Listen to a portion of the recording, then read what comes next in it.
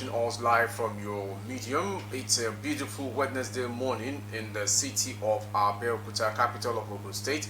And it's a shower this morning, and I'm thinking and believing that it's God's blessing upon everyone in the areas where they are having showers this morning. In case you're just leaving your home and you're watching us within Abeokuta environs, kindly use your umbrella while you go through your car or through the public cab. All the same, we want to welcome you to another interesting edition of your paper review, which is newspaper headlines today from BGI TV Current. As usual, we are always two on the program. My name is Morire Rebila Lawal. And it's a pleasure welcoming you to today's headline. Please take a seat and go through the dailies with us as we discuss on what we have for you on the dailies this morning. My name remains Ige Olalekong. I'm having the Guardian newspaper and the Punch newspaper, and the first rider from the Guardian is Tinubu's men lead 10th National Assembly, vow not to be rubber stamp. And from the Nation, Akpabio, Abbas steps in as Senate President Speaker. Nigeria increases oil export storage capacity by 4 million barrels. From the Nigerian Tribune, I won't be rubber stamped, Speaker Abbas vows. How presidency's last-minute intervention shaped NAS leadership election. And according to the Daily Post, key agenda before 10th NAS, ex-lawmaker Ota Agbo. As Nigeria celebrates with the world on Blood Donor Day today, June 14, there is a rider coming here. Blood shortage bites Ada, with only 25% of transfusion demand met yearly. And from the Nigerian Tribune, why we contested Ref's speakership despite APC's adoption of Abbas, Kalu, Wase and Jaji. I go through the first rider, which is coming from the Guardian newspaper this morning, and the story has it that President Bola Tinubu and ruling All Progressive Congress APC yesterday succeeded in getting their anointed candidate elected to lead the National Assembly, raising concerns about the independence of the second arm of government. In an election presided over by the clerk of the National Assembly, Magaji Tambowa, the former governor of Akwa State, Akpabio, polled 63 votes to defeat former governor of Zamfara State, Abdul Aziz Yari, who polled 45 votes. Jibrin Barahu from Kano State emerged as Deputy Senate President without any opposition. In the House of Representatives, the party also had its way as Tajuddin Abbas won a landslide victory, polling 353 votes, as against 3 votes scored by each of his 2 challengers, Ahmed Wase and Aminu Sani Jaji. Both Akpabio and Abbas expressed their gratitude to President Tinubu and promised to cooperate with him in ensuring good governance in Nigeria. Akpabio, Abbas stepped in as Senate President Speaker. The National Assembly turned a new page yesterday with the election of Godswill Obot Akpabio from Akwa Ibom Northwest as President of the Senate and Tajuddin Abbas, Zaria Federal Constituency, Kaduna State, as Speaker of the House of Representatives. Also elected as Senator Baraji Jubri, Kano North, unopposed, as Deputy President of the Senate, and Benjamin Okieze Kalu, Benden Federal Constituency, Abia State, as Deputy Speaker. He was also unopposed. Many Nigerians woke up to a live telecast of the election process on the floor of the 2 chambers as early as 8 a.m. against the expected 10 a.m. commencement of the time. And according to the rider, Abbas Akpabio steps in as Senate President Speaker. The federal government yesterday offered its first terminal establishment licenses under the Petroleum Industrial Act (PIA) to Nigerian National Petroleum Company Limited and Belama Oil Producing Limited, while wooing investors into the sector. Offered by the Nigerian Midstream Downstream Petroleum Regulatory Authority (NMPDA), the move, according to the chief executive of the regulator, Farouk Ahmed, remains a key milestone as the development will lead and add more than 4 million barrel capacity to Nigeria's export storage, while the development is expected to address unemployment, especially in the Niger Delta region, as one of the facilities will raise as much as $5.85 billion in revenue. Ahmed disclosed that the licenses offered to NNPC Exploration and Production Limited would see the establishment of 4 million barrel crude oil terminal at offshore Akpabio State within the waters of the exclusive economic zone Nigeria. And the rider is Nigeria increases oil export storage capacity by 4 million barrels. And according to the Nigerian Tribune, I won't be rubber-stamped Speaker, Abbas vowed. Speaker of the House of Representatives, Honorable Tajuddin Abbas, has said that the House which he would preside over would stand to challenge the executive if it found things are going against the interests of the public. Abbas replied to critics who think his emergence as Speaker of the 10th National Assembly will serve the interest of the executive arm of government. Abbas, who met with the President Ahmed Bola Tinubu shortly after his election at the National Assembly on Tuesday, told journalists that his victory, which geared towards votes across party line, almost the entire PDP, SDP, ADC and all other minority parties speak of his acceptance from his colleagues. And according to the rider, I won't be rubber-stamped Speaker, Abbas vowed.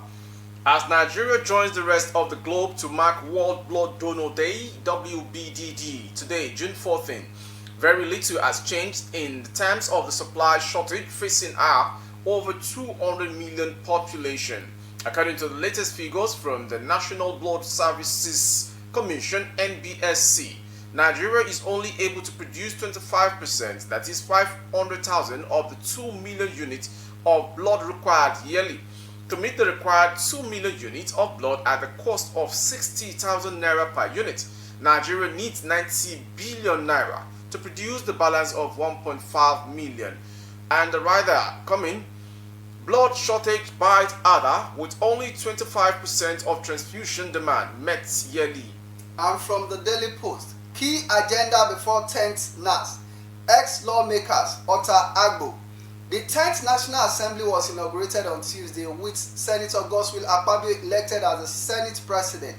Expectations are high from Nigerians on both the executive's arm, led by the President Bola Ahmed Tinubu, and the National Assembly now under the leadership of Senator Godswill Akpabio.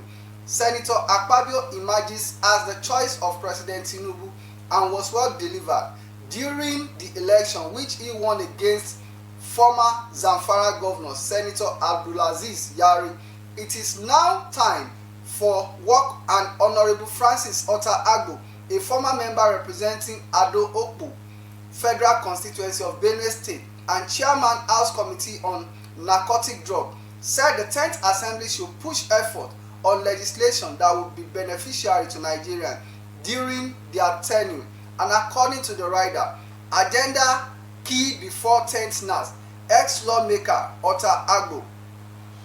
And I'm moving on to the Punch newspaper this morning with the rider that states 10th National Assembly Tinubu's candidate floor APC rebels, Akpabio leads Senate. I am anointed candidate of the All Progressive Congress for the National Assembly leadership positions emerged victorious during elections at the Federal Parliament on Tuesday in Abuja. All the candidates who received the backing of President Bola Ahmed Tinubu and the APC defeated aspirants who contested the positions contrary to the zoning arrangement of the party. Senator Godswill Akpabio emerged as the President of the Senate, while Senator Jibrin Barahu won the position of the Deputy President of the upper legislative chambers. At the House of Representatives, Tajuddin Abbas won the election for the position of Speaker, while Benjamin Kalu emerged as the Deputy Speaker. The ruling party zoned the Senate presidency to the South-South and endorsed Akpabio Akwaibom for the position, while the Deputy Senate presidency was zoned to the Northwest. Barahu from Kano State was tipped for the position. And the rider again, 10th National Assembly, Tinubu's candidates floor APC rebels, Akpabio leads Senate. And from the Nation newspaper, poverty shouldn't limit any child from attaining highest education level, says Tinubu. President Bola Ahmed Tinubu yesterday promised his administration's commitment to committing more resources to the education sector to ensure that every Nigerian child, regardless of background, has access to quality education. President Tinubu made the promise when he hosted the leadership of the National Association of Nigerian Students, NANS, at the Presidential Villa in Abuja. A statement by the House Director of Information, Abiodun Oladunjoye, said the president stressed that poverty should not be a barrier to education. underscoring the transformative power of education in combating poverty. If we all believe that education is the greatest weapon against poverty, then we have to invest in it. And according to the rider, poverty shouldn't limit any child from attaining highest education level, says Bola Ahmed Tinubu. The leadership of the National Association of Nigerian Students on Tuesday visited President Bola Tinubu over the student loan bill that he signed into law on Monday. The NANS delegation was led by the body's national president, Umar Barambu. Speaking to our State House correspondent after engagement with the president, Barambu revealed that the meeting is a good one and the law signed by the president as regards the loan for students. Engagement with the president, Barambu revealed that they urged him to review the constitution of the special committee that will oversee the new education loan fund to include student representatives. Also, the NANS president, we thank the president for the student loan bill. We have outlined the clauses that we are not too comfortable with, and part of them is the issue of that board that we mentioned to the president, which we said at least student representatives should be captured, and there are some organizations that puts their wits to us. And also, the president is saying, most especially the Nigerian Bar Association, ASU has its own microfinance bank running their own affairs without students on their board. So I don't think it's wise for us to allow them to be inside our own board because it is purely students.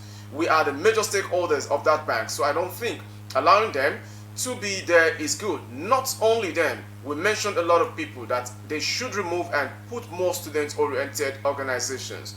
The rider is coming from the Punch newspaper.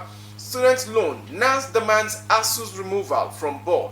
And from the Nigerian Tribune, while we contested rep speakership despite APC adoptions of Abbas, Kalu, Wase, Jaji, two of the leading aspirants of the just concluded election of the 10th House of Representatives presiding officer, Honorable Idris Wase and Honorable Sani Jaji, on Tuesday gave account of their decision to contest for the position of the speaker in defiance to the decision of the leadership of All Progressive Congress (APC). The immediate past deputy speaker in the 9th Assembly, Honorable Wase, who spoke after being nominated by Honorable Tijani Kayode Ibrahim, said, "My respected colleagues member-elect, I stand to first of all appreciate God Almighty for the journey so far in my life. We are very few, 360 among the over 200 million Nigerians to represent them and act on their behalf. Colleagues, I want to thank you and appreciate you. I want to say that I believe democracy should strive. Democracy should strive. I believe in equity, fairness, and justice. I believe that Nigeria must move forward.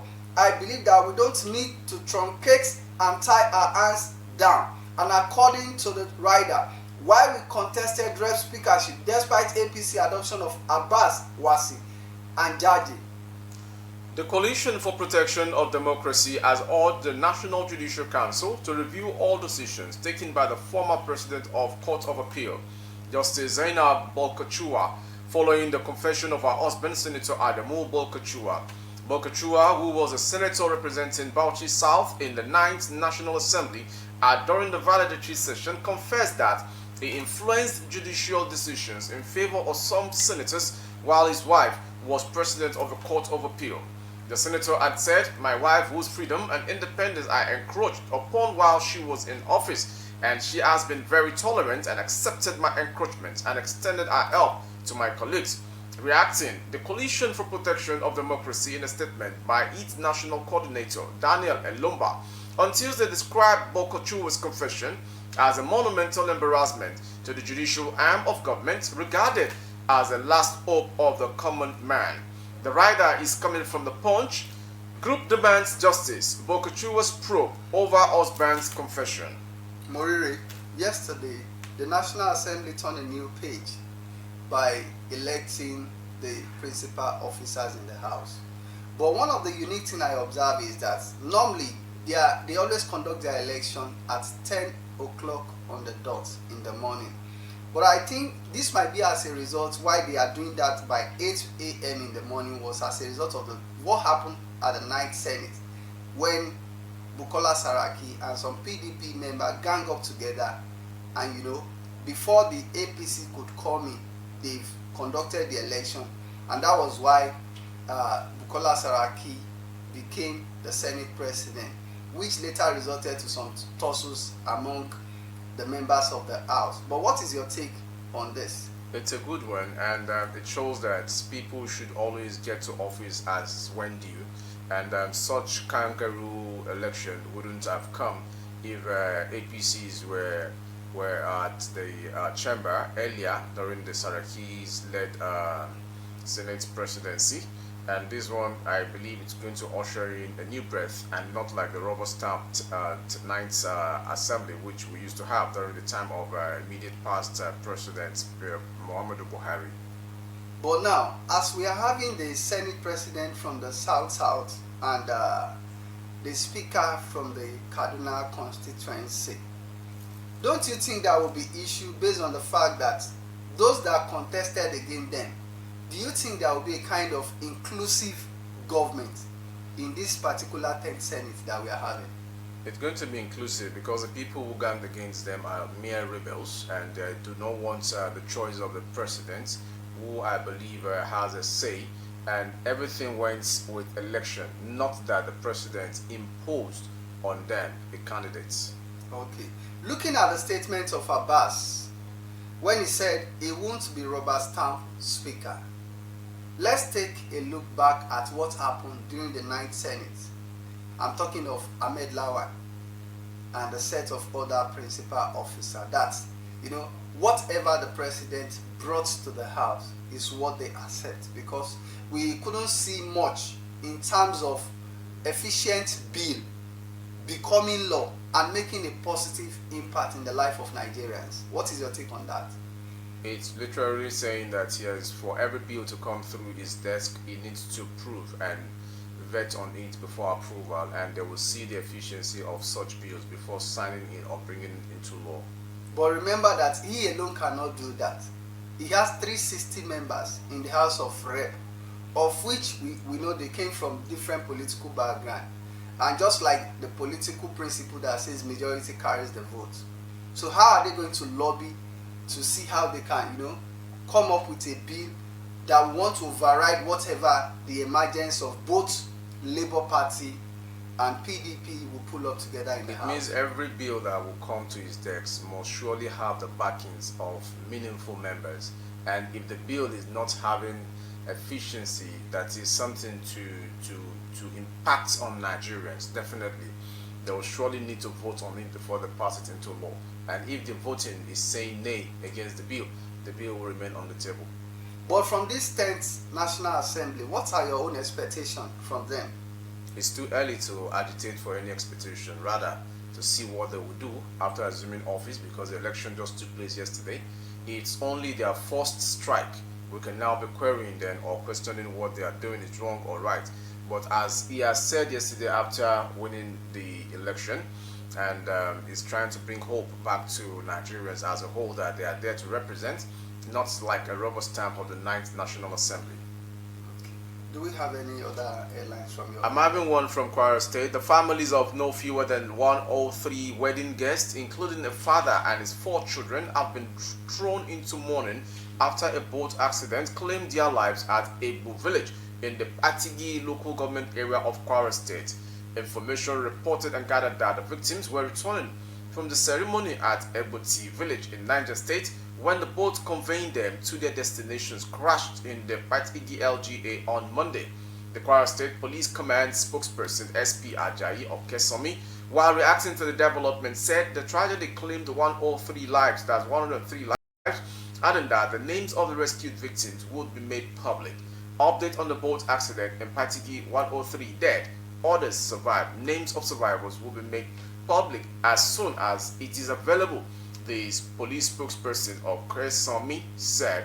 And the rider, which happens to be the last story for today from the Punch newspaper, governments mourn 103 as they die from Kwara boat tragedy coming back from a wedding. What a tragic experience, and I pray such shouldn't have a repeat again in our experience of lifetime. And people should endeavor to making sure that whenever they're traveling, they shouldn't be overloaded Like sometimes you see some vehicular movement with loads on it, as if the load itself has a weight than the vehicle conveying the load itself. I just want to say I wasn't there on the boat to have seen what could have been the cause of the boat capsizing.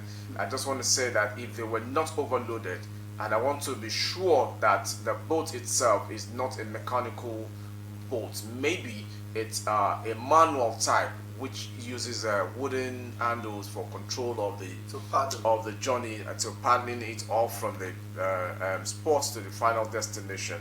These are normal things that we've been experiencing in Nigeria, like boat capsizing, even ship capsize sometimes.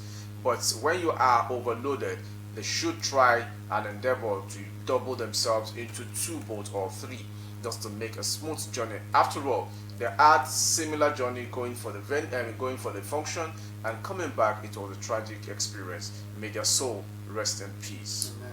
Amen. Before we round up for the day, I want us to quickly look at this headline from the Nation newspaper, where Bola Ahmed Tinubu said that poverty shouldn't limit any child from attaining highest educational level. What's your take on that? It's a good one. It means every documentation must go duly, and no Nigerian is ahead of any other Nigerian. Either you are rich or you are poor. If you feel you want to go for the loan, you should go through the due process. And with the student loan bill passed into law by the president, I believe it's going to be a relief and a succor. But my ache is that why will the NLC be condemning the student loan, which going to be a matter for another day? If there is no selfish interest or dislikeness about this student loan bill, NLC shouldn't be the first people or the body to go against it. After all, they call themselves NLC, Nigerian Labour Congress. There should be either the NLC or the ASU. I beg your pardon, I think I'm mixing it up. I think the ASU, they are complaining about the student loan bill. I see no reason why you call yourself a body for education in Nigeria and you're going against such huge relief brought to Nigerian students, indigent Nigerian students. Secondly, I see no reason why all of these arrests going on in the country just a week plus when the president assumed office, and some bodies are just trying to be tribalistic on all of these happenings in Nigeria. Let's fold our arms and join this inclusive government to see what they are for us. At least it is a new dawn in Nigeria. Let's watch and see God's direction. God directs our path. And before we call it to wrap, I'd like to pick a sports story concerning the Eagles camp and concerning the match coming up between the Super Eagles of Nigeria and that of Sierra Leone. Fenerbahce defender Bright Osai Samuel is the last Eagle to team up with the rest of the squad for Sunday's 2023 AFCON qualifier against Sierra Leone in Liberia, as he joins the team on Wednesday today training session at the Mobolaji Johnson Arena in Lagos. Information gathered that the defender arrived at Super Eagles camp last night and having missed 2 training sessions already. He will join the rest of the team from today's session before the team depart for Liberia via a chartered flight on Saturday morning. Napoli striker Victor Osimhen, who also missed the first training session on Monday, was part of the Tuesday's closed-door session, having arrived at the camp on Monday night. These are interesting stories coming from the Eagles camp, preparing themselves for the crucial game against Sierra Leone Stars, with the match coming up in Liberia. If you enjoyed today's episode of Newspaper Headline today from BGI TV Current, I'd like to tell you that put it on the comment section if you are so glad about the election of the 10th National Assembly, which came up yesterday, and also those that will be steering the affairs of government with President Bola Ahmed Tinubu.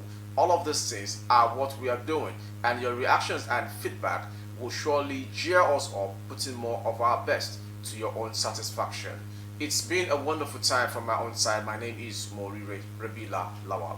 And it's a pleasure. So if you enjoyed this ride with us, please join us again tomorrow as we come on board. My name remains Ige Olalekan. Have a lovely day. Bye.